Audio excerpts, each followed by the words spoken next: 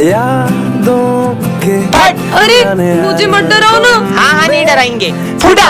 अरे मत करो ना यार, मुझे डर लगता है। हाँ अब नहीं करेंगे। फट फट फट फट अरे फट फट। मम्मी। ये क्या बच्चों के जैसे अनार चक्री जला रहे हो? दम में तो ये बम फोड़ो, ये देखो। बचा के अरे वाह यार, अब मैं लड़ चलाऊंगा। ये गई। क्या बात है यार। अब मैं अपने हाथ में रस्सी बम फोड़ूंगा। अरे पागल ऐसा हो मत गए कर, क्या? लग जाएगी। कुछ नहीं होगा यार। कुछ भी नहीं हुआ। पागल है क्या ये। बन गई। अब पूरी गली में सबसे सुंदर रंगोली मेरी होगी। अभी रिया लेके आई। हाँ ये डॉगी फुट फुट।